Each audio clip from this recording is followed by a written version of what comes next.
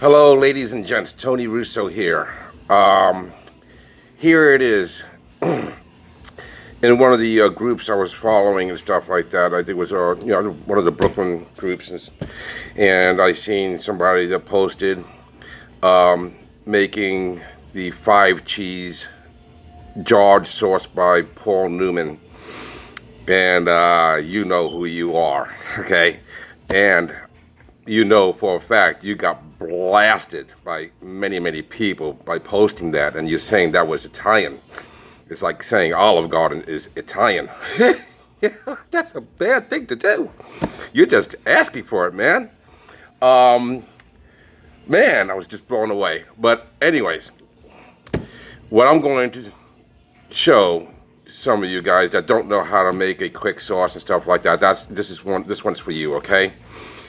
It's fast, and it's how can I say, way more healthier for you because of the fact, if you look at the label on the back of jarred sauces, you will be surprised at what you see in there. There's way more than just tomatoes and things that you can't even spell or even pronounce.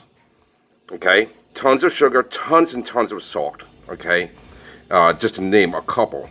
So this is what you're going to need: is a few ingredients and just a little bit of time.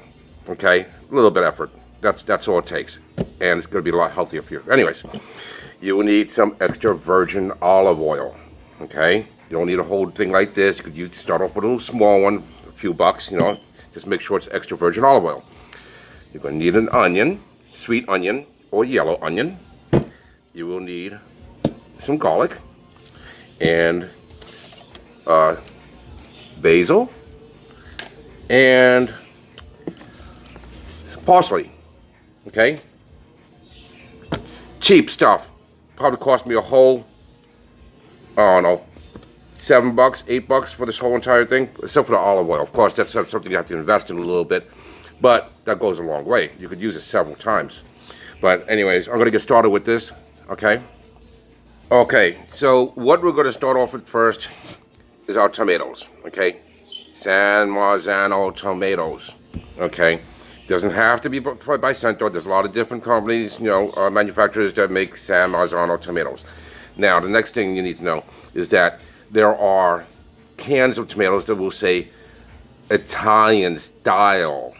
Okay, don't fall for that.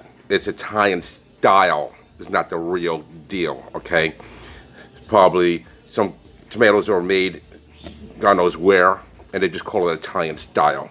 Okay, you want certified San Marzano tomatoes. Okay, so we're gonna open this baby up. Can opener. Look how hard that is. Boom, ready to go. Now we're just gonna take this here, and these are plum tomatoes in here, and you're gonna have to crush them up with your hands. And so if you like a chunkier sauce, then just crush them just a little bit. Or if you want a more smoother sauce, crush it a lot. It's as simple as that. Okay, so I put my tomatoes in the bowl. I crushed them already. Put it on the side. The next thing to prep is your onion. Okay, chop up one side, chop up the other side. Get the first layer of skin off.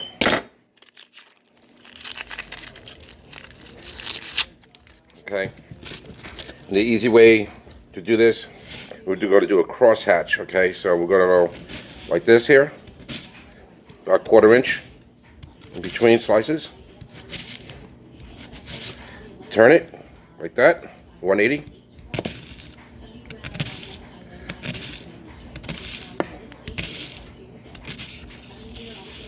Okay, then turn it on the side.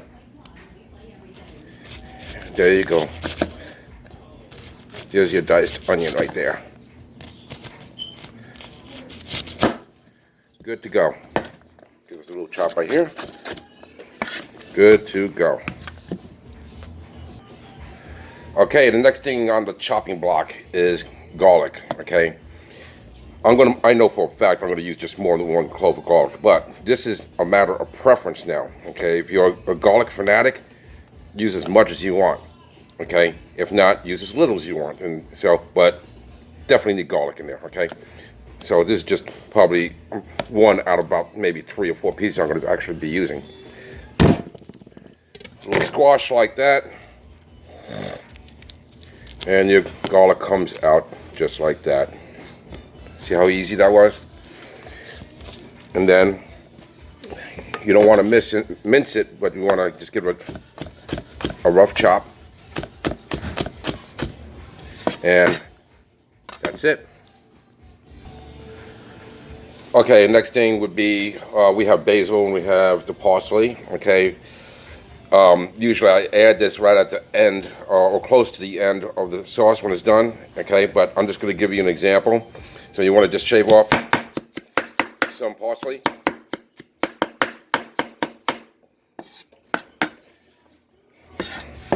Gather it up, give it a rough chop.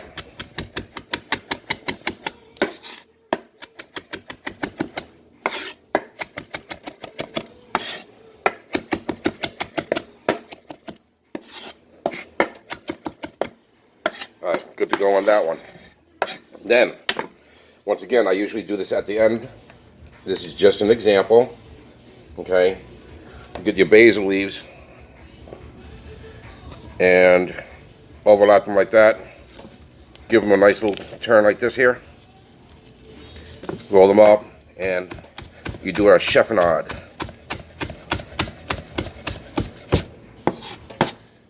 That's that. Okay. Here it is. It is exactly 1:30. I'm just now heating up my pan. And we're going to calculate it, see how long it takes for, a basic marinara to be done, okay? So we'll just go ahead and drop in our oil. Just to cover the bottom of the pan. And yes, I'm actually putting the sauce in the pan. And you could use a pot, don't matter. If you're doing an awful lot of sauce, I'm not doing an awful lot of sauce, I'm just using 1 can. So 1 can would be just fine, using this pan right here, okay? So, anyways, we'll get that oil going right here. Getting a little smoky. Okay, and what I'm waiting for right now is for the oil to show little ripples around the pan, okay? We'll give that about a minute. The clock shows 1:31. Okay, it's been a whole minute. Dropping the onions.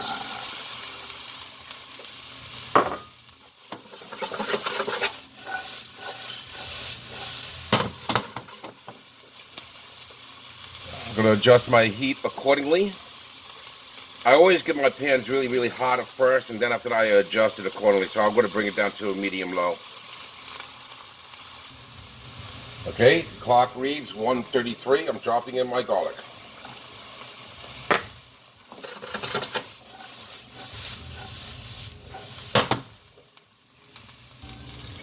Okay, the clock reads 1:35, so I'm going to add my tomatoes.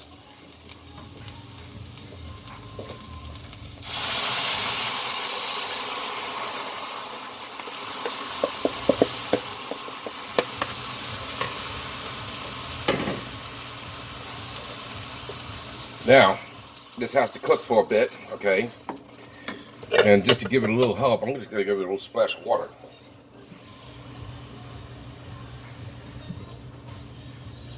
By the way, this is a real basic marinara sauce, okay? Basic. Before I added the sauce, or the tomatoes and stuff like that, you have the option to, drop in some Chianti wine or white wine, whatever you want to do, okay? But once again, this is just a 101 marinara quick sauce. That's all it is. I'm going to add some water, and then what I'm going to do, I'm going to bring it to high, and then after that, I'm going to let it get to a rapid simmer, okay? When it gets to that rapid simmer, bring the heat back down.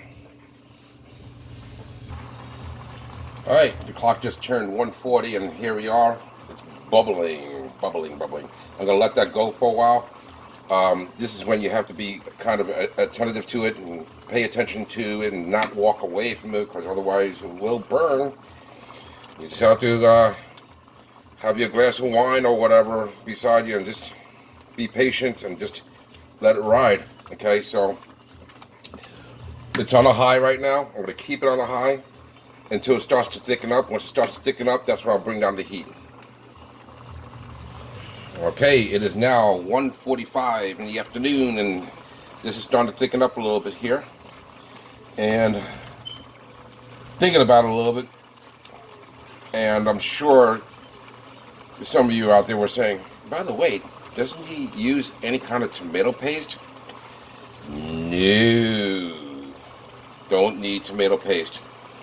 Matter of fact, if you see the stuff that's drying up on the edges right here, you scrape it off.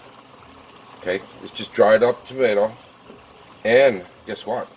That is your tomato paste. Same thing if you were to do it in a pot. As it gets cooks down lower and lower and lower, you're going to see the tomato, sauce just dried up around the sides of the pot.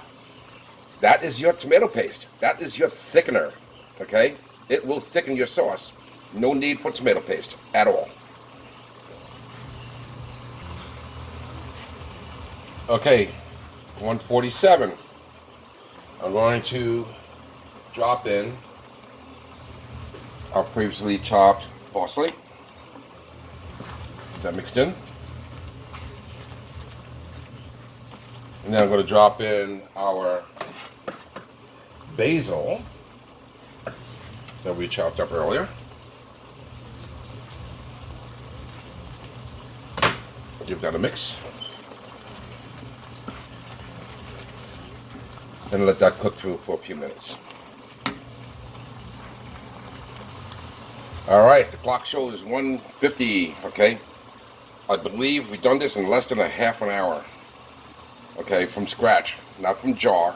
Okay, this, the real deal, marinara. Okay. Now, it's a little chunky.